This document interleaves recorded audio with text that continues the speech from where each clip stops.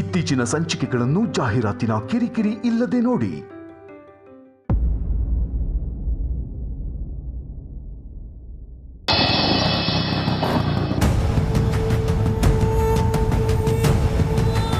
ಕೇಶವ, ನಿಶ್ಚಿತಾರ್ಥದಲ್ಲಿ ನಡೆದಿದ್ದೆಲ್ಲ ಮನೇಲಿ ಮಾತಾಡೋದು ಬೇಡ, ಮಾವ ನೊಂದ್ಕೋತಾರೆ. ಹಾಗಂದ್ರೆ ಹೇಗಮ್ಮ? ಅವರೆಲ್ಲ ನಮ್ಮನ್ನ ಹೇಗೆ ನಡೆಸ್ಕೊಂಡ್ರು ಅಂತ ಹೇಳೋಣ. ಅಲ್ಲೂ ನನಗೆ ಮಾತಾಡೋಕ್ಕೆ ಬಿಡಲಿಲ್ಲ, ನೀವು ಬಿಟ್ಟಿದ್ರೆ ವಿಚಾರಿಸ್ಕೊತಿದ್ದೆ. ಬಿಡು ಕೇಶವ, ಆಗಿದ್ದೆಲ್ಲ ಆಯ್ತಲ್ಲ ಈಗ. ಆದರೂ ಅವ್ರ ಅಂತಸ್ತಿಗೆ ನಾವು ಸಮ ಅಲ್ಲ ಅಂತ ನಮಗೆ ಮರ್ಯಾದನೇ ಇಲ್ಲ ಅನ್ನೋಂಗೆ ಮಾತಾಡಿದ್ರಲ್ಲ, ಅದೆಲ್ಲ ತಪ್ಪಲ್ವಮ್ಮ? ನಮ್ಮ ದೃಷ್ಟಿಲಿ ಅದು ತಪ್ಪು, ಅವ್ರ ದೃಷ್ಟಿಲಿ ನಾವು ಅಲ್ಲಿಗೆ ಹೋಗಿದ್ದೆ ತಪ್ಪು. ನಾವಲ್ಲಿ ನಮ್ಮ ಕೆಲಸ ಮುಗಿಸ್ಕೊಂಡು ಬರೋದು ಬಿಟ್ಟು ನಾವಲ್ಲಿ ಅತಿಥಿಗಳ ಥರ ಇರಬಾರ್ದಾಗಿತ್ತು. ಒಂದು ಪಾಠ ಕಲ್ತಂಗಾಯ್ತು, ಇನ್ಮೇಲೆ ಇಂಥ ಪರಿಸ್ಥಿತಿ ತಂದ್ಕೋಬಾರ್ದು. ಎಲ್ಲ ಸರಿ ಅಮ್ಮ, ಆದರೆ ದುಡ್ಡು? ನೀವು ಕಷ್ಟಪಟ್ಟು ಮಾಡಿದ ಕೆಲಸಕ್ಕೆ ದುಡ್ಡೇ ಸಿಗ್ಲಿಲ್ವಲ್ಲಮ್ಮ, ಅದನ್ನಾದ್ರೂ ಕೇಳಬೇಕಿತ್ತಲ್ವಾ?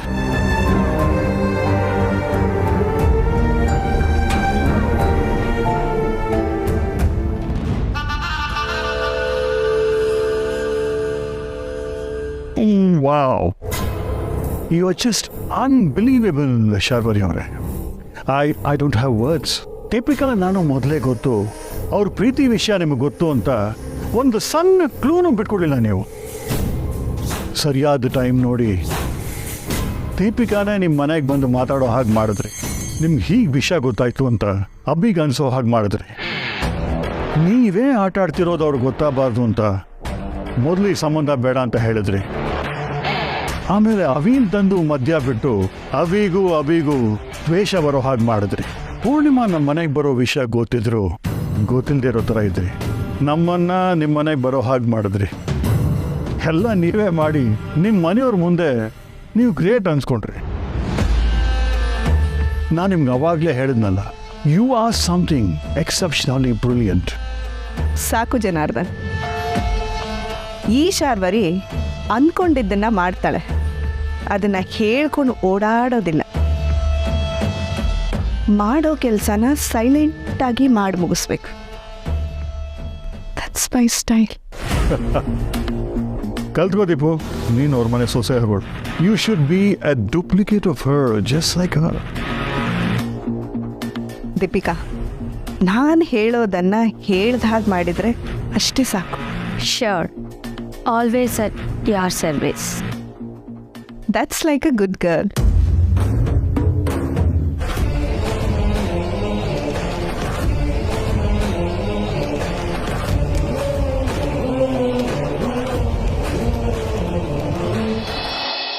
ಹೇಗಿತ್ತು ಸರ್ ಇವತ್ತು ನಿಮ್ಮ ಕಾನ್ಫರೆನ್ಸು? ಚೆನ್ನಾಗಿತ್ತು.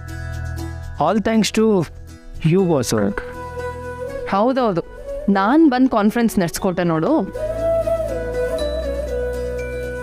ಇಲ್ಲ ಬಾಸು, ಈ ಕಾನ್ಫರೆನ್ಸ್ಗೆ ಹೋಗೋ ಮೊದಲು ನೀನು ನನಗೆ ಸಮಾಧಾನ ಹೇಳಿರಲಿಲ್ಲ ಅಂದಿದ್ರೆ ಬಹುಶಃ ನಾನು ಅಲ್ಲಿಗೆ ಹೋಗ್ತಾನೆ ಇರಲಿಲ್ಲ ಅನ್ಸುತ್ತೆ. ಇಷ್ಟು ದೂರ ಬಂದೂ ಸುಮ್ಮನೆ ನಾವು ವಾಪಸ್ ಹೋಗ್ಬೇಕಾಗ್ತಿತ್ತು. ಏಯ್, ಯಾಕೋ ಹಾಗೆ ಹೇಳ್ತೀಯ? ಎಷ್ಟೋ ಸಲ ಲೈಫಲ್ಲಿ ಅನ್ಎಕ್ಸ್ಪೆಕ್ಟೆಡ್ ಸಿಚುಯೇಷನ್ಸ್ ಬರುತ್ತೆ, ಲೈಫೇ ಮುಗ್ದೋಯ್ತೇನೋ ಅನ್ಸುತ್ತೆ. ಆದರೆ ಅಂಥ ಟೈಮಲ್ಲಿ ಸ್ವಲ್ಪ ಪೇಷನ್ಸಿಂದ, ಜಾಣತನದಿಂದ ಆ ಸಿಚುಯೇಷನಿಂದ ಹೊರಗೆ ಬಂದಮೇಲೆ ಲೈಫೇ ಬೇರೆ ಥರ ಇರುತ್ತೆ ಗೊತ್ತಾ. ಈ ಇನ್ಸಿಡೆನ್ಸಿಂದ ನಾನೊಂದ್ಸಲ ಡಿಪ್ರೆಷನ್ಗೆ ಹೋದೆ. ಆಮೇಲೆ ಯೋಚನೆ ಮಾಡಿದ್ರೆ ನೀ ಆ ರೌಡಿಗೈ ಕಚ್ಚಿ ನನ್ನ ಹೆಸರನ್ನ ಕೂಗಲಿಲ್ಲ ಅಂತಂದಿದ್ರೆ ನೀ ನನಗೆ ಕಾಣ್ತಾನೆ ಇರಲಿಲ್ಲ ಬಾಸ್. ನಾನು ತಕ್ಷಣ ಪೊಲೀಸರು ಫೋನ್ ಮಾಡಲಿಲ್ಲ ಅಂತಿದ್ರೆ ನಮ್ಮಿಬ್ಬರ ಕತೆ ಏನಾಗ್ತಿತ್ತು. ಅಂಥ ಸಿಚುವೇಶನಲ್ಲಿ ನಾವು ಧೈರ್ಯ ತೋರಿಸಿದ್ವಿ ಅಂತ ನಮ್ಮ ಬಗ್ಗೆ ನಾವು ಹೆಮ್ಮೆ ಪಟ್ಕೋಬೇಕಲ್ವ. ಬರೀ ನೆಗೆಟಿವ್ ಹುಡ್ಕೊಂಡು ಗಿಲ್ಟಲ್ಲಿ ಇರೋದ್ಕಿಂತ ಪಾಸಿಟಿವ್ ನೋಡಿಕೊಂಡು ಹೆಮ್ಮೆ ಪಡಬೇಕು ಅನ್ನಿಸ್ತು. ಈಗ ದಾರಿಗೆ ಬಂದೆ ನೋಡು. ಇದು ನಾವು ಎವ್ರಿ ಡೇ ಫಾಲೋ ಮಾಡಬೇಕಾಗಿರೋ ಇದನ್ನ ನಿನಗೆ ಅರ್ಥ ಮಾಡಿಸೋಕೆ ಆ ರೌಡಿಗಳೇ ಬರಬೇಕಾಯ್ತು ನೋಡು. All thanks to them.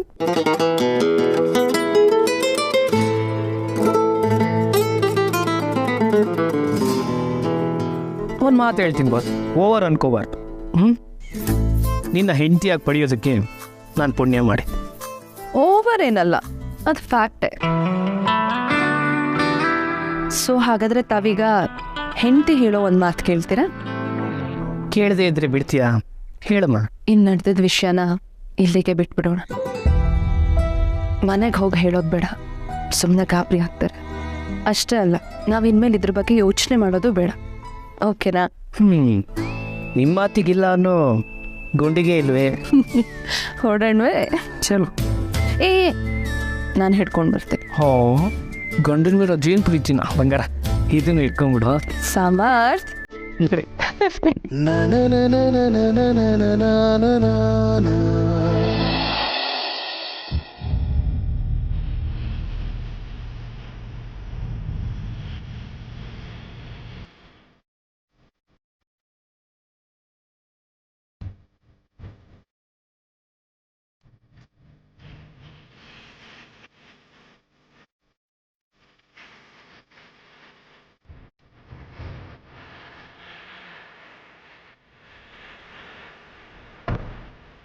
Divakara ಹೊರಡು.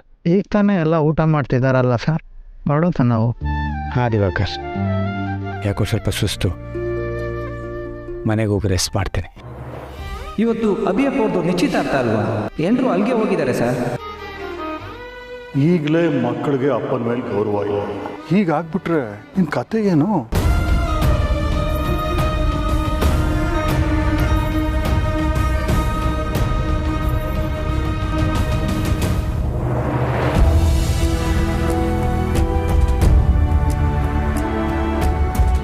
ಹೊರಡು ದಿವಾಕರ್.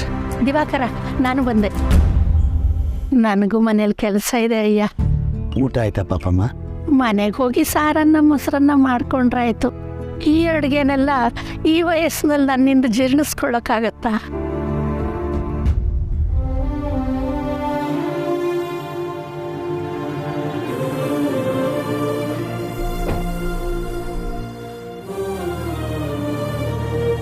ನೀನು ಯಾಕೆ ಬಂದೆ? ಊಟ ಮಾಡಲ್ವಾ? ನಿಮ್ಮ ಜೊತೆನೇ ಮಾಡ್ತೀನಿ ಮಾವ. ಅವಿಗೆ ಬೇಜಾರಾಗಲ್ವಾ? ಇಲ್ಲೇ ಇದ್ರೆ ನನಗೆ ಬೇಜಾರಾಗಲ್ವಾ?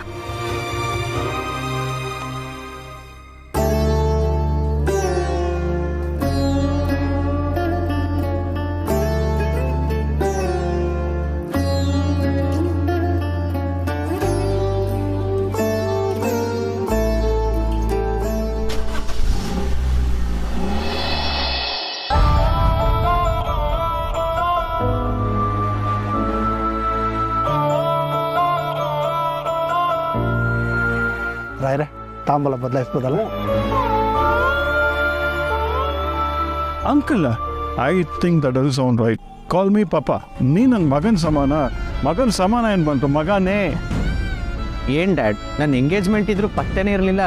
ಗೆಲ್ಲ ನಿಮ್ಮಪ್ಪ ಎಲ್ಲಿ ಅಂತ ಕೇಳ್ತಿದ್ರು. ಇನ್ಸಲ್ಟ್ ಆಗಲ್ವಾ?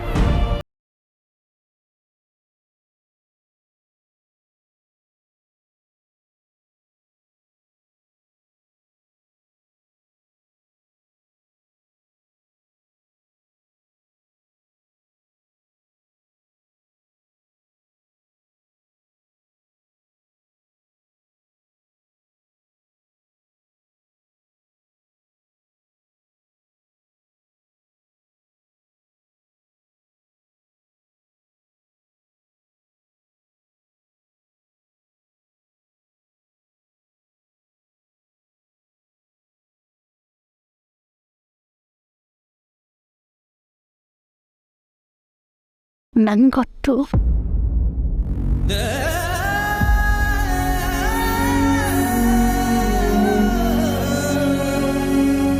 ಸಣ್ಣ ಪುಟ್ಟದನ್ನೆಲ್ಲ ಅಯ್ಯ ಮನಸ್ಸಿಗೆ ಹಚ್ಕೊಳ್ಳೋರಲ್ಲ.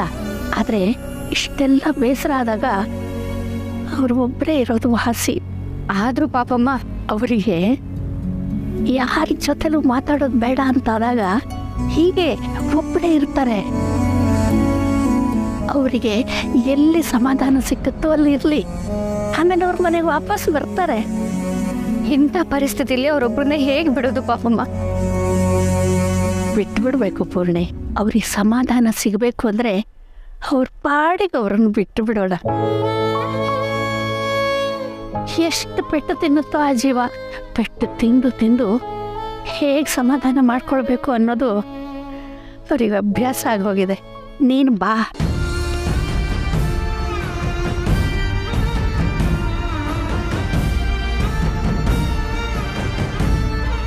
ಬಾ ಬಾ.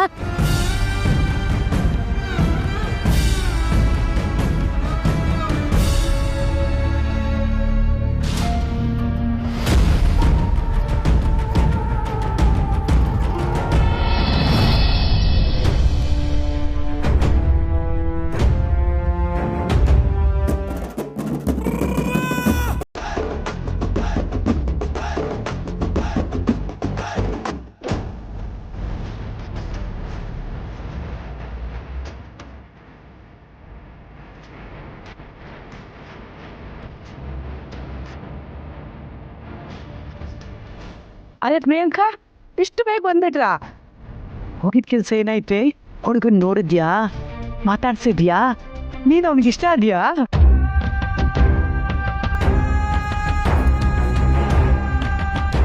ಅಯ್ಯೋ ಪ್ರಿಯಾಂಕಾ, ಏನಾಯ್ತೆ ಇವಳಿಗೆ?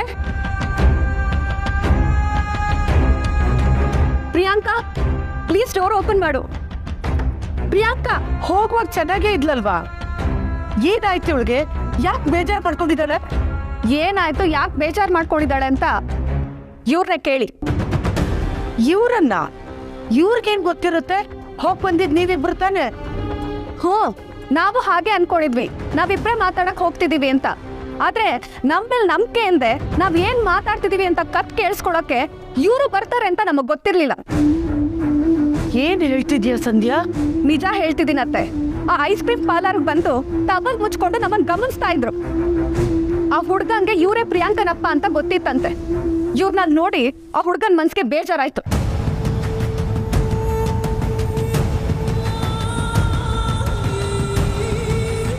ಮದ್ವೆಗ್ ಮುಂಚೆನೆ ಹೀಗೆಲ್ಲ ಕದ್ ನೋಡೋರು ಮದ್ವೆ ಆದ್ಮೇಲೂ ನಮ್ ಚಿನ್ನನ ಕಂಟ್ರೋಲ್ ಮಾಡಕ್ ಬಂದ್ರೆ ಕಷ್ಟ ಅಂತ ಪ್ರಿಯಾಂಕನ ಹತ್ರ ಹೇಳಿದ್ನಂತೆ. ಇಂಥ ಮನೆ ಸಂಬಂಧ ನಮ್ಮ ಮನೇಲಿ ಒಪ್ಪಲ್ಲ ಅಂತಾನು ಹೇಳಿದ್ನಂತೆ. ಅಯ್ಯೋ ದೇವ್ರೆ, ಏನ್ರಿ ಆಗಿದೆ ನಿಮ್ಗೆ? ನೀವ್ ಯಾಕೆ ಅಲ್ಲಿಗೆ ಹೋಗಿದ್ರಿ? ಪಾಪ ಪ್ರಿಯಾಂಕಾ ಆಗಿರೋದಕ್ಕೆ ನೋಡ್ಕೊಂಡು ರೂಮ್ ಸೇರ್ಕೊಂಡಿದ್ದಾಳೆ. ನನ್ನಂತೋಳಾಗಿದ್ರೆ ಆಕಾಶ ಭೂಮಿ ಒಂದ್ ಮಾಡ್ಬಿಡ್ತಿದ್ದೆ. ಅಯ್ಯ ಸಾಕು, ಸುಮ್ಮನೆ ನಿಂತ್ಕೊಳ್ಳಮ್ಮ. ನೀನ್ ಆಕಾಶ ಭೂಮಿ ಎರಡನ್ನೂ ಒಂದು ಮಾಡ್ತಾ ಇದ್ರೆ ನಾನೇನು ಭಜನೆ ಮಾಡ್ತಾ ಕೂತಿರ್ತೀನ? ಹೌದು, ನಾನು ಏನಂತ ಮಹಾ ಅಪರಾಧ ಮಾಡ್ಬಿಟ್ಟಿದ್ದೀನಿ ಅಂತ ಹೀಗೆ ಮಾತಾಡ್ತಾ ಇದ್ಯಾ ನೀನು? ಇನ್ನೇನಿದೆ ಮಾಡೋದಕ್ಕೆ? ನೋಡಮ್ಮ, ಅವಳು ನನ್ನ ಮಗಳು. ಅವಳನ್ನ ಮದುವೆ ಆಗೋ ಹುಡುಗ ಹೇಗಿರ್ತಾನೆ ಅಂತ ನಾನು ತಿಳ್ಕೊಬೇಕಾ ಬೇಡವಾ? ತಿಳ್ಕೋಬೇಕು ಅಂದಿದ್ರೆ ಬೇರೆ ದಾರಿ ಇತ್ತು. ಹೀಗೆ ಟವಲ್ ಮುಚ್ಕೊಂಡು ಬರೋ ಅವಶ್ಯಕತೆ ಇರ್ಲಿಲ್ಲ. ನೋಡೋ, ನೀ ಏನಾರ ಹೇಳ್ಕೊ. ನನ್ನ ಮಗಳು ಆ ಹುಡುಗನ ಜೊತೆ ಖುಷಿಯಾಗಿರ್ತಾಳ ಇಲ್ವಾ ಅಂತ ನೋಡೋದಕ್ಕೆ ಬಂದಿದ್ದು ನಾನು. ಅವ್ನು ಹೀಗೆಲ್ಲ ಅಂದ ಅಂದ್ರೆ ಅವ್ನು ಬಿಟ್ಟೋಗಿದ್ದ ಒಳ್ಳೇದೇ ಬಿಡು. ಸಾಕಾಗಿರೋ ಹುಡುಗನ ಹುಡುಕ್ತೀನಿ ಬಿಡು. ಅಪ್ಪ ದಯವಿಟ್ಟು ಇನ್ಮೇಲೆ ನನ್ ಗುಡ್ಗು ನೋಡ್ಕೋತ ಅಂದ್ರೆ ತಗೊಳ್ಬೇಡಿ. ಪ್ರತಿ ಸಲ ಹೋಪ್ಸ್ ಇಟ್ಕೊಂಡು ನಿರಾಸೆ ಪಟ್ಟು ಸಾಕಾಗಿದೆ ನನ್ಗೆ. ನನ್ಗೂ ಮನ್ಸಿದೆ, ಫೀಲಿಂಗ್ಸ್ ಇದೆ ಅಂತ ಅರ್ಥ ಮಾಡ್ಕೊಳ್ಳಿ. ಇನ್ಮೇಲೆ ನನ್ನ ಮದ್ವೆ ಬಗ್ಗೆ ಯೋಚನೆ ಮಾಡಬೇಡಿ. ನಾನು ಯಾರು ಮದ್ವೆ ಆಗಲ್ಲ. ಅಯ್ಯೋ ಪಿಕ್ಕಿ, ಬಾದಲ್ ತೆಗಿಯೇ. ಯಾಕೆ ಹೀಗೆಲ್ಲ ಮಾತಾಡ್ತಿದೀಯಾ? ಏನಾಯ್ತು ನಿಂಗೆ?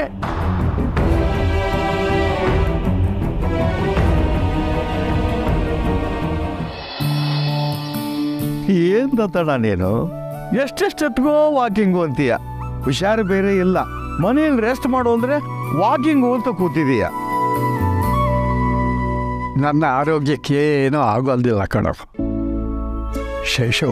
ಮನೆಯಲ್ಲಿ ದಂಡಪಿಂಡ ಸೋಗಲಾಡಿ ಇಲ್ಲ ಅಂತಂದಿದ್ದಕ್ಕೆ ಬೇಜಾರಾಗ್ತಾ ಇತ್ತು.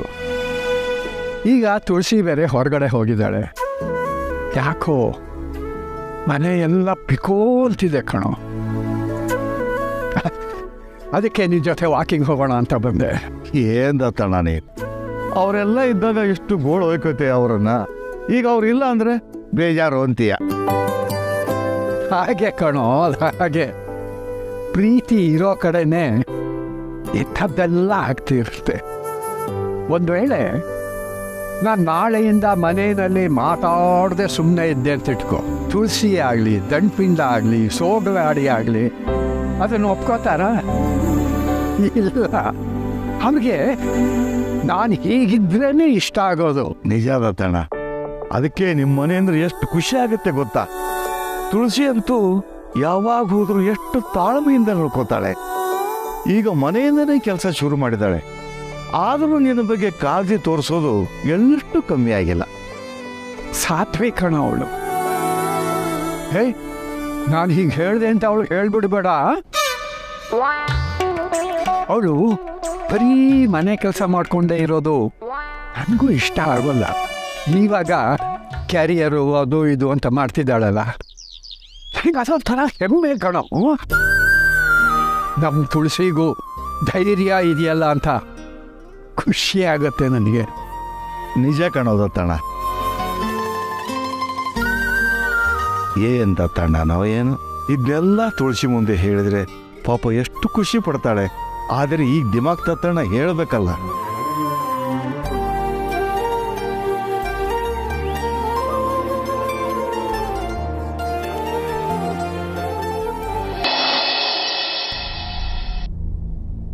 ನೀನೇ ಒಂದು ದಾರಿ ತೋರಿಸ್ದೆ ಅಂತ ಅನ್ಕೊಂಡೆ. ಆದರೆ ಕೊಟ್ಟ ದಾರಿಲು ಈ ಥರ ಕಳ್ಳು ಮುಳ್ಳು ಯಾಕೆ ದೇವ್ರೆ? ನಾನು ನಿಶ್ಚಿತಾರ್ಥಕ್ಕೆ ಸ್ವೀಟ್ ಮಾಡೋಕ್ಕೆ ಒಪ್ಕೊಂಡಿದ್ದೆ, ಸಂಧ್ಯಂಗೆ ಸಹಾಯ ಆಗ್ಬೋದು ಅಂತ. ಆದರೆ ಏನೇನೋ ಆಗೋಯ್ತು. ಈಗೇನು ಮಾಡಲಿ ನಾನು? ಕೆಲಸ ಏನೋ ಮಾಡಿದೆ, ದುಡ್ಡು ಕೈಗೆ ಬರಲಿಲ್ಲ. ಸಂಧ್ಯಂಗಿನ ನಾನು ಹೇಗೆ ಸಹಾಯ ಮಾಡಲಿ? ನನಗಂತೂ ದಿಕ್ಕೆ ತೋಚ್ತಾ ಇಲ್ಲ. ನೀನೇ ದಾರಿ ತೋರಿಸ್ಬೇಕು ದೇವ್ರೆ. ಪಾಪ ಪುಟ್ಟ ಬಂದಿರಬೇಕು. ನಿಶ್ಚಿತಾರ್ಥದ ವಿಷಯ ಕೇಳಿದ್ರೆ ಏನು ಹೇಳಿ?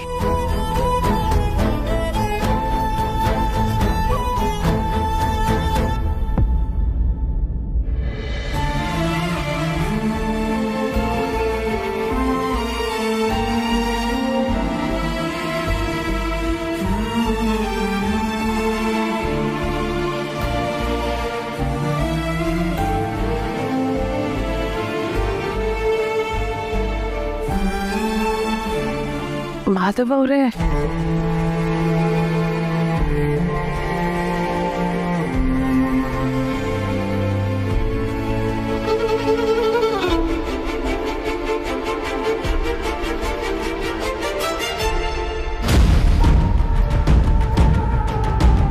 ಕಮೋನ್ ಮಾಧವ್, ಮಕ್ಕಳ ಜೊತೆ ಫೋಟೋ ತೆಗೆಸ್ಕೊಳ್ಳೋಣ. ಮೊದಲು ನೀನು ನಿನ್ನ ತಂದೆಯವರ ಆಶೀರ್ವಾದ ತಗೊಳ್ಬೇಕು.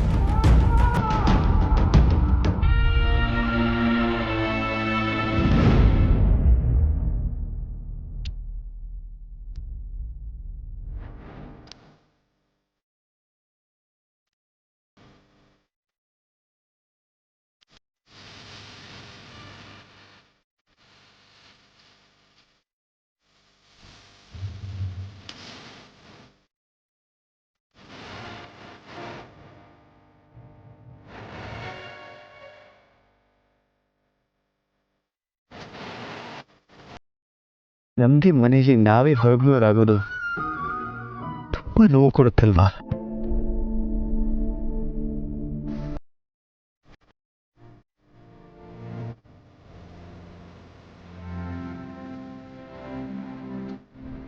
ನನ್ನ ಮಗ ಯಾರನ್ನು ಬೇಕಾದರೂ ಇಷ್ಟಪಡಲಿ, ಅದು ಅವನಿಷ್ಟ. ಆದರೆ ಒಬ್ಬ ಅಪ್ಪನಾಗಿ ನನ್ನ ಮಗ ಒಂದು ಹುಡುಗಿನ ಇಷ್ಟಪಡ್ತಾ ಇದ್ದಾನೆ ಅನ್ನೋ ವಿಚಾರನೂ ತಿಳ್ಕೊಳ್ಳೋ ಹಕ್ಕು ನನಗಿಲ್ವಾ? ಮಗನ ಎಂಗೇಜ್ಮೆಂಟ್ ವಿಷಯ ನನಗೆ ಗೊತ್ತೇ ಆಗಲಿಲ್ಲ ಅಂದರೆ ಹೇಗೆ ಸಹಿಸ್ಕೊಳ್ಳಿ? ಒಬ್ಬ ಮಗ ಮಾತೇ ಆಡ್ಸಲ್ಲ, ಇನ್ನೊಬ್ಬ ಮಗನಿಗೆ ನನ್ನ ಅಸ್ತಿತ್ವ ಇದೆ ಅನ್ನೋದೇ ಅವ್ರಿಗೆ ನೆನಪಿಲ್ಲ. ನನ್ನ ತಪ್ಪಿಗೆ ಕ್ಷಮೆನೇ ಇಲ್ವಾ ಹಾಗಾದರೆ? ಒಂದು ವಯಸ್ಸು ಅಂತ ಆದಮೇಲೆ ನಮ್ಮ ಮಕ್ಕಳ ಖುಷಿ ದುಃಖನೇ ನಮ್ಮದು ಅಂತ ಬದುಕ್ತೀವಿ. ಆದರೆ ಆ ಖುಷಿ ದುಃಖದಲ್ಲಿ ಪಾಲ್ಗೊಳ್ಳೋಕ್ಕೂ ಆಗದಿರೋಷ್ಟು ದೂರ ಮಾಡಿಬಿಟ್ಟಿದ್ದಾರೆ ನನ್ನಂತ ಸಾವಿರಾರು ಜನಕ್ಕೆ ಧೈರ್ಯ ತುಂಬೋರು ನೀವು ಯಾವತ್ತೂ ಕುಗ್ಬಾರ್ದು. ದಯವಿಟ್ಟು ಸಮಾಧಾನ ಮಾಡ್ಕೊಳ್ಳಿ ಮಾಧವ್ ಅವರೇ.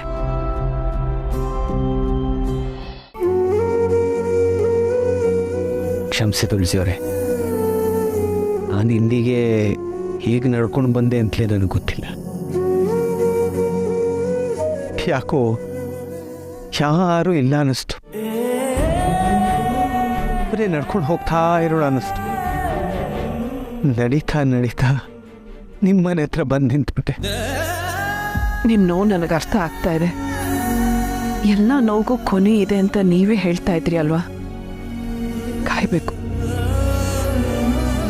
ಎಲ್ಲ ನೋವಿಗೂ ಕೊನೆ ಇದೆ, ಆದರೆ ಇದಕ್ಕಿಲ್ಲ ಅನ್ನಿಸ್ತಿದೆ. ಹಾಗೆ ಹೇಳ್ಬಿಡಿ.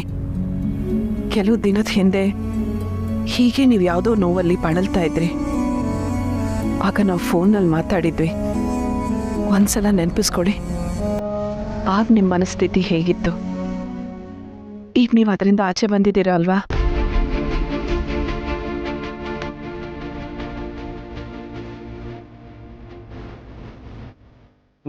ನಾನು ಆಚೆ ತಳ್ಳೋ ಮೊದಲು ನೀವು ನನಗೆ ಕೊಡಬೇಕಾಗಿರೋ ಗಿಫ್ಟ್ ಏನು ಗೊತ್ತಾ? ಅವ್ರು ನಿನ್ನ ಜೊತೆ ಮಾತಾಡಬಾರ್ದು ಅಂತ ನೀವು ಹಾಕಿರೋ ಕಂಡೀಷನ್ನ ತೆಗೆದ್ರೆ ಅದೇ ನನಗೆ ಕೊಡೋ ದುಡ್ಡು ಗಿಫ್ಟ್. ಯೋಶ್, ಮಾವನ್ನ ನಮ್ಮ ಜೊತೆ ಕರ್ಕೊಂಡು ಹೋದರೆ ನಿಮ್ಗೇನು ಬೇಜಾರಾಗಲ್ಲ ಅಲ್ವಾ? ಮುಂದೊಂದು ದಿನ ಈ ಕಷ್ಟನೂ ಹಾಗೇ ಆಗತ್ತೆ. ಹೇಗೆ ಆಚೆ ಬಂದ್ರಿ ಅಂತ ನೀವು ಯೋಚನೆ ಮಾಡೋಕ್ಕೆ ಮುಂಚೆನೇ ಈ ಕಷ್ಟ ನಿಮ್ಮನ್ನು ಬಿಟ್ಟು ಹೋಗಿರುತ್ತೆ.